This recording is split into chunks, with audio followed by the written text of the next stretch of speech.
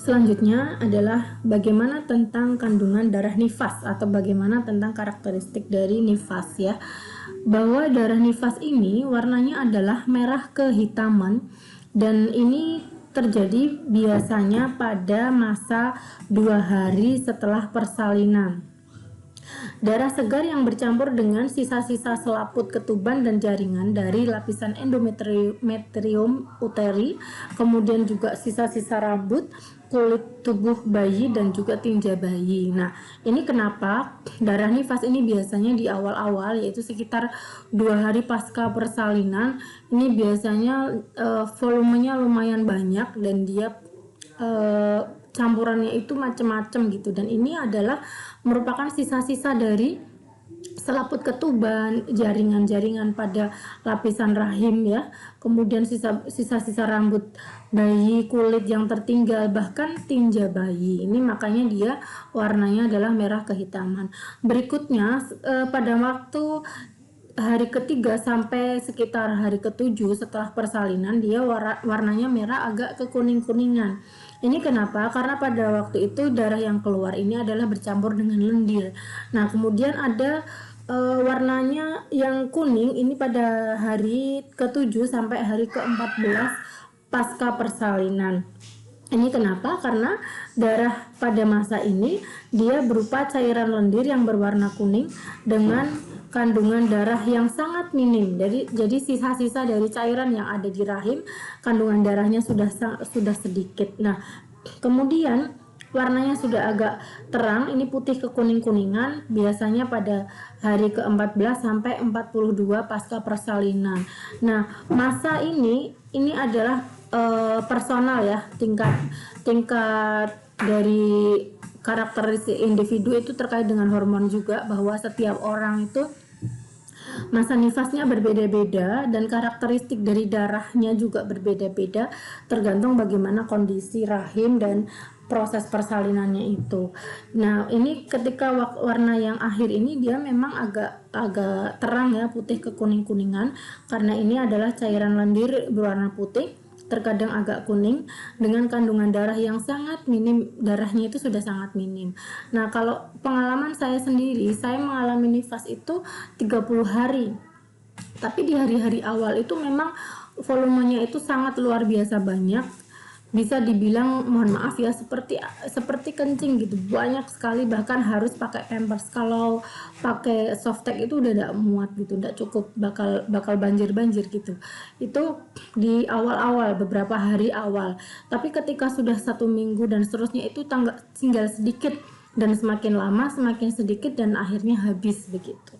Itu saya mengalami nifas selama 30 hari, tapi yang di akhir-akhir itu tinggal sedikit lah, paling jauh lebih cair ya, dan aromanya juga tidak seperti haid. Kalau haid itu kan ada bacinnya, baunya itu khas darah haid, itu bacin banget bau, karena dia adalah sisa-sisa atau dari darah sel telur kan yang tidak terbuahi, itu jadi lebih pekat. Kalau nifas itu dia hanya sisa-sisa persalinan, jadi yang ada di rahim sisa-sisanya, maka semakin lama masa nifas dia akan semakin sedikit kandungan darahnya, sehingga warnanya akan lebih terang ketika mendekati masa-masa akhir nifas. Nah, begitu.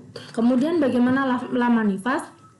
Pada kasus tiap-tiap orang memang berbeda-beda, tapi secara umum kalau dilihat dari sisi ilmu fikih, bahwa nifas ini adalah darah yang keluarnya itu minimal 1 tetes. Ada orang yang tidak mengalami nifas yang lama, tapi begitu ada darah yang keluar setelah bayi itu lahir, nah itu adalah termasuk nifas. Kalau yang berbarengan dengan bayi itu namanya darah wiladah gitu ya. Tapi wiladah itu kan juga menyertai benar-benar bareng sama bayi. Tapi kalau nifas itu setelah persalinan selesai. Nah, minimal keluarnya darah nifas adalah 1 tetes, dan ini jika itu bayinya kembar itu dihitung setelah bayi kedua lahir. Nah, jadi setelah bayi kedua lahir itu baru dihitung atau disebut dengan masa atau darah nifas. Nah, biasanya terjadi pada selama 40 hari. Itu kebanyakan orang ya. tapi saya sendiri itu 30. Tapi kalau saya kemudian beberapa teman-teman ketika saya tanya juga sekitar sebulan. 40 hari itu udah lama, dan bahkan yang sampai 60 hari, kalau ini maksimal menurut fikih ya, 60 hari ini sangat jarang sekali. Tapi ada batasannya karena ini terkait dengan ibadah ya. Jadi ketika maksimalnya 60 hari, maka ketika lebih dari 60 hari itu sudah tidak dianggap nifas lagi, tapi masuk ke istihadah begitu. Kemudian waktu atau lama nifasnya adalah 6 minggu menurut konvensi ya, kesepakatan para ahli medis. Berarti 6 minggu itu kan sekitar 1,5 bulan itu pada umumnya menurut kesepakatan ahli medis. Nah, setelah masa maksimal itu adalah merupakan masa istihadah yang kita juga harus memiliki kewajiban-kewajiban ibadah begitu ya. Lalu bagaimana ketika proses persalinannya ini adalah keguguran, artinya dia bayi atau janin itu lahir sebelum waktunya. Proses keguguran, apakah ada nifas atau bagaimana? Jika yang dikeluarkan itu belum berwujud manusia, dia maka bukan disebut nifas, tapi dia adalah darah istihadah. Maka acuannya adalah janin atau ya sesuatu yang dikeluarkan. Biasanya kadang ada keguguran yang baru beberapa minggu kehamilan, dia masih berupa seonggok daging. Nah itu kalau itu wujudnya belum membentuk manusia, artinya belum beranggota tubuh ya, belum bentuknya manusia. Nanti kan secara medis dipastikan atau disampaikan oleh dokter ini kategori kegugurannya itu yang masuk mana, apakah dia udah berupa janin gitu atau belum. Nah kalau itu belum berwujud manusia, maka dia bukan nifas tapi masuknya darah istihadah, sehingga wanita itu tetap berkewajiban ibadah. Nah umumnya adalah 90 hari, yaitu 12-13 minggu sejak awal kehamilan. Ini ketika darah dari keguguran itu disebut nifas, itu ketika kehamilan itu sudah mencapai 12-13 minggu. Ini biasanya ya menurut ilmu medis bahwa janin itu sudah berwujud manusia atau dianggap manusia ketika umur dari kehamilan adalah 90 hari atau sekitar 12-13 minggu dari terhitung sejak awal kehamilan, maka dia sudah termasuk nifas kalau kegugurannya. Ini acuannya adalah bentuk dari wujud janinnya atau juga dengan masanya atau umur kehamilan. Berikutnya, bagaimana dengan implikasi hukum haid? Bahwa haid ini adalah bukan hanya darah yang keluar dari perempuan, tapi mengandung implikasi hukum. Jadi kalau perempuan itu haid, ada maknanya, ada tanda, ada implikasi hukum, akibat hukum dari perempuan yang haid. Yang pertama adalah dia wajib mandi setelah dia berhenti dari haid.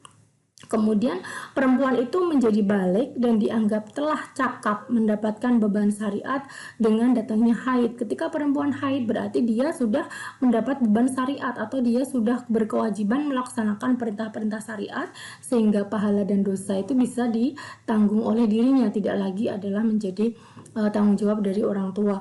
Kemudian ketika menjalani iddah, wanita ini dianggap kosong rahimnya. Ketika perempuan baru cerai kemudian dia haid, maka ini bisa dihitung dalam menjalani iddah. Dan ketika dia haid maka bisa dianggap bahwa rahimnya itu kosong, tidak ada janin dari suami yang menceraikannya. Kemudian haid menjadi pedoman wanita menjalani iddah, karena ukuran dari iddah itu kan misalnya 3 quru, ini acuannya adalah 3 kali haid. Maka kalau perempuan ini tidak haid maka dia tidak bisa dijadikan acuan, maka pakainya kan bulan atau bagaimana gitu ya, ada rumusan sendiri. Tapi ketika perempuan itu mengalami siklus haid normal, dia bisa menjadi acuan dalam menentukan lamanya iddah bagi seseorang. Nah, kemudian apa saja sih implikasi hukum dari yang diharamkan pada perempuan yang sedang haid dan juga setelah pada kondisi nifas? Yang pertama, karena dia itu posisi atau keadaannya adalah sedang berhadas besar, maka dia tidak boleh bersuci. Kalaupun dia melakukan wudhu, itu wudhunya juga tidak bernilai ibadah dan tidak dianggap mensucikan dirinya, gitu. Jadi wudhu saja. Ada orang yang dia pengen memang dalam hidupnya adalah mendawamkan wudhu ya, dia bisa saja wudhu tetapi dia tidak dianggap sebagai bersuci begitu ketika dia posisi haid dan nifas, artinya dia tidak bisa mensucikan dirinya dalam keadaan haid dan nifas ini. Kemudian perempuan juga dilarang sholat gitu ya, kemudian puasa, kemudian tawaf, kemudian menyentuh, membaca, dan membawa mushaf Al-Quran. Nah, ini perlu diperhatikan bahwa perempuan yang sedang haid dan nifas, dia tidak boleh menyentuh, membaca mushaf, dan membawa mushaf Al-Quran. Nah, lalu bagaimana dengan Al-Quran yang terjemah kemudian ada tafsirnya? Ini sebagian besar ulama membolehkan dalam konteks dia tidak dalam niatan untuk membaca ayat Al-Quran, tidak meniatkan untuk tilawah, tapi memang dia menyentuh karena keperluan, karena hajat. Misalnya dia menemukan Al-Quran ada di bawah atau di tempat yang tidak seharusnya, maka dia, dan ketika dia hanya seorang saja, maka dia boleh memindahkannya. Maka di sini konteksnya dia boleh menyentuh dalam kondisi darurat, membawa mushaf Al-Quran gitu. Ini yang nggak boleh Al-Quran yang bentuk mushaf, artinya yang tulisannya full Arab begitu, kecuali dalam kondisi yang darurat. Tadi misalnya saya sebutkan tidak ada orang selain dia, sementara ada Al-Quran yang dalam posisi yang tidak pas, atau mungkin bahkan ketika kebakaran atau dalam kondisi darurat, itu terpaksanya begitu. Nah, kemudian ada satu hal lagi, bahwa ketika perempuan ini sedang haid atau nifas, itu bukan berarti kemudian menjauhkan diri dari firman Allah gitu ya. Dalam konteks begini, ada ulama kontemporer yang kemudian membolehkan mendengarkan tilawah orang lain atau melalui murotal, atau ada juga yang membolehkan membuka aplikasi Al-Quran dalam HP, karena aplikasi Al-Quran itu yang di HP itu bukan mushaf Al-Quran, tapi dia adalah bentuk modern dari tulisan Al-Quran, dia bukan mushaf, sehingga boleh ketika di HP ada aplikasi Al-Quran. Nah, ketika ada hajat tertentu dia membuka aplikasi itu tidak apa-apa, tapi di situ tidak diniatkan untuk tilawah, membaca kemudian ayat-ayatnya itu tidak. Tapi ketika untuk mempelajari, misalnya membaca terjemahnya atau membaca tafsirnya, ketika dia membaca terjemahnya kemudian murotalnya itu diperdengarkan, maka insya Allah itu sudah termasuk ibadah membaca atau ibadah mendekatkan diri pada Al-Quran begitu. Jadi yang perlu ditegaskan di sini adalah mushaf Al-Quran begitu. Maka menurut saya pada saat ini ini merupakan kesempatan bagi perempuan, bahwa saat ini kita masih tetap bisa berdekatan dengan Al-Quran dalam tanda kutip, meskipun kita dalam kondisi haid dan nifas, tapi tetap saja harus ada batasannya ya, tidak boleh menggunakan mushaf Al-Quran dan tidak niat membaca Al-Quran begitu. Bagaimana kalau kita ujian, kalau kita sedang belajar, toh di situ ada ayat Al-Quran, tidak apa-apa menurut ulama, karena di situ kita niatkan dalam konteks mencari ilmu, dalam konteks belajar, tidak dalam konteks membaca atau deres atau tilawah begitu. Kemudian perempuan yang haid dan nifas dilarang masuk masjid, menetap, dan juga iktikaf. Iktikaf ini adalah sebuah ibadah juga.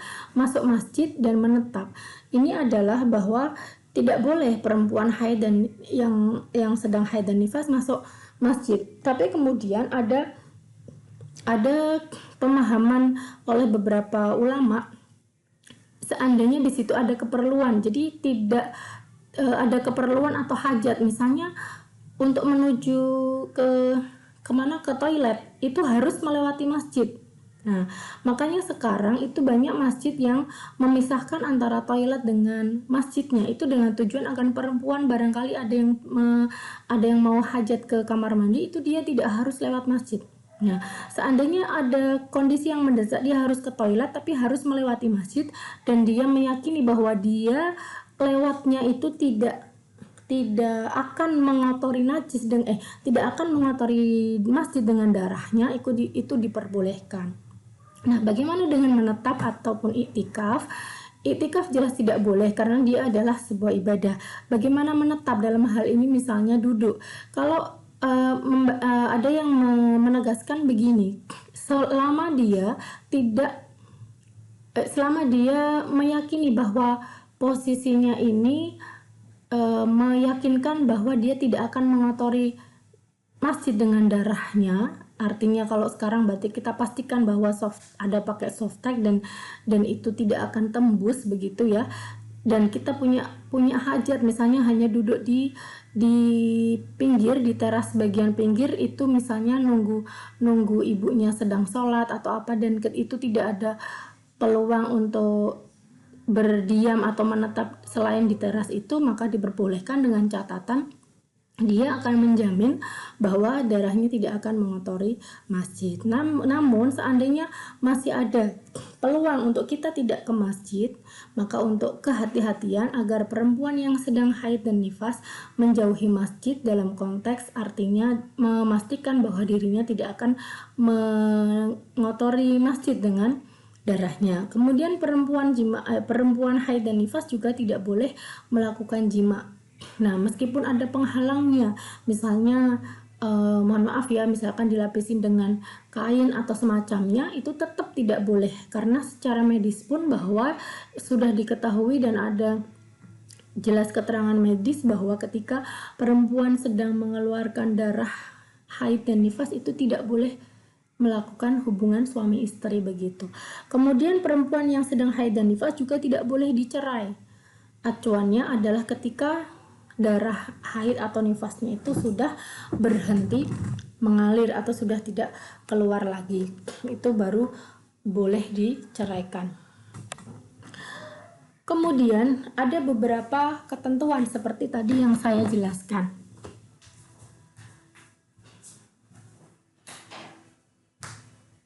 Yang pertama adalah menyentuh, membaca, membawa mushaf Al-Quran. Ini menurut Syafi'iyah mengecualikan jika dalam keadaan khawatir terhadap kondisi Al-Quran, misalnya hanyut, terbakar, dan lain-lain. Kemudian boleh membawa mushaf Al-Quran bersama tafsir, ini juga disepakati ulama. Kemudian membaca Al-Quran dengan hafalan itu diperbolehkan asalkan dia tidak membaca, karena ini dengan tujuan adalah memelihara hafalannya. Karena ketika kita sudah hafal pada beberapa ayat tertentu dalam Al-Quran, maka kita wajib menjaganya. Maka di sini membaca Al-Quran dengan hafalan itu diperbolehkan. Kemudian seperti tadi yang saya jelaskan, bahwa Al-Quran dalam aplikasi HP sejatinya bukan mushaf, karena hanyalah getaran listrik atau pancaran sinar yang bisa nampak atau hilang, serta bukan merupakan huruf yang tetap. Begitu. Di HP juga terdapat banyak data dan program-program lainnya begitu. Jadi HP bukan mushaf Al-Quran. Berlalu di dalam masjid apabila yakin tidak akan mengotori masjid itu juga diperbolehkan. Jadi tidak hanya ada hajat lah ya, ada kepentingan begitu, tidak hanya asal-asalan saja. Kemudian bagaimana perbedaan kondisi janabah dengan haid dan nifas? Janabah itu adalah kondisi atau keadaan kita sedang atau setelah berhubungan seksual, atau kalau laki-laki bisa ketika dia habis mimpi basah begitu, itu kondisi janabah. Kemudian ini kondisi perempuan yang sedang haid dan nifas. Nah, ada perbedaan nih dari kedua keadaan ini, meskipun dua-duanya adalah berhadas besar gitu ya. Yang pertama, ketika kondisi janabah atau kondisi junub, boleh puasa tentu setelah suci. Kemudian wajib mengqadha sholat dan puasa yang ditinggalkan. Ini kalau tertinggalkan sholat dan puasanya, itu wajib mengqadha sholat dan puasanya. Kemudian tidak haram menyetubuhi. Itu. Kemudian bagaimana dengan haid dan nifas? Maka ini tidak boleh puasa ketika kita dalam keadaan haid dan nifas. Hanya wajib mengqadha puasa saja. Sholat yang ditinggalkan oleh perempuan haid itu tidak perlu diqadha, malah justru kita tidak boleh untuk sholat. Kalau puasa harus diqadha.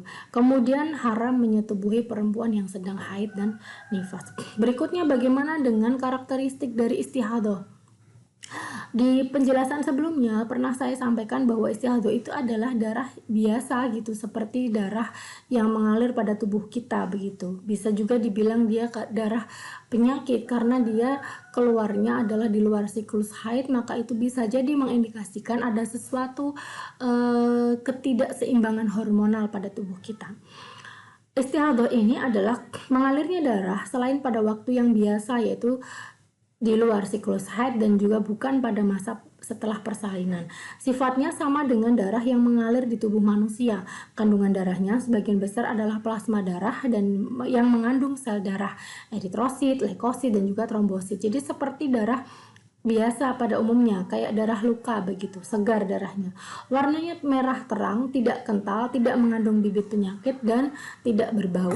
Jadi nanti ketika kita sudah bisa membedakan karakteristik dari haid, kemudian nifas, dan istihadho, darah yang paling biasa artinya tidak ada baunya, cair gitu ya, warnanya juga ya seperti warna merah darah biasa gitu, itu istihadho.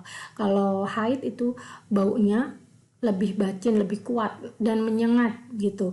Kemudian ke tingkat pekatan nodanya ke kain itu juga, kalau darah haid itu lebih susah hilang. Nah, lebih susah hilang kalau yang darah haid, tapi kalau yang istihadho itu gampang hilang karena dia cair banget, dan kandungan dari darah istihadho itu kan juga tidak terlalu banyak. Begitu.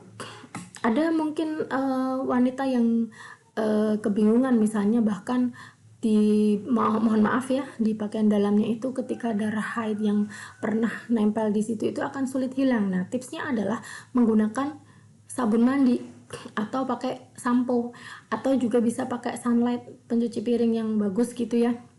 Dia bisa menghilangkan sampai hilang gitu.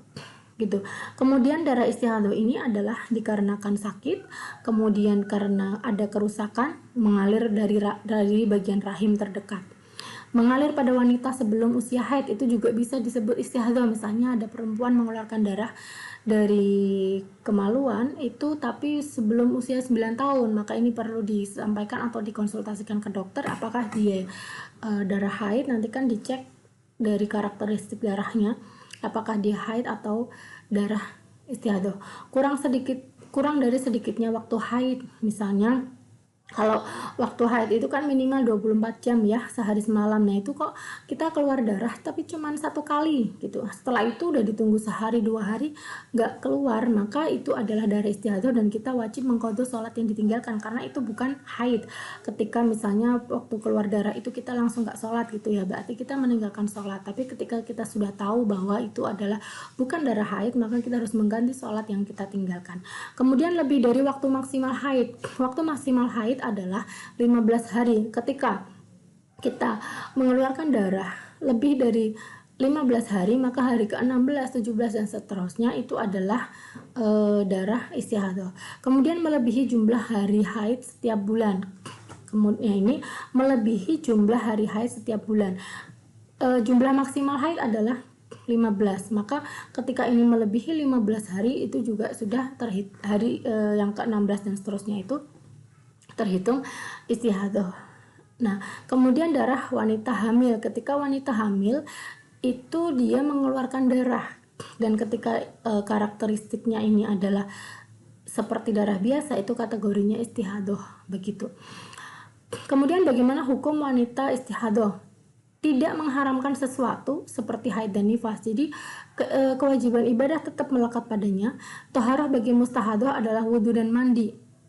Jumhur ulama wajib wudhu untuk setiap sholat setelah membersihkan kemaluan dan menyumbatnya. Jadi harus dipastikan bahwa ketika setelah bersuci itu perempuan harus benar-benar membersihkan secara bersih ya, ganti softtek baru, celananya baru, dan menyumbatnya. Bahkan yang lebih ekstrim lagi, ketika darahnya itu sangat derasnya mengalir, kita boleh menyumbatnya dengan alat, misalnya ada tisu, atau bahkan itu sekarang ada untuk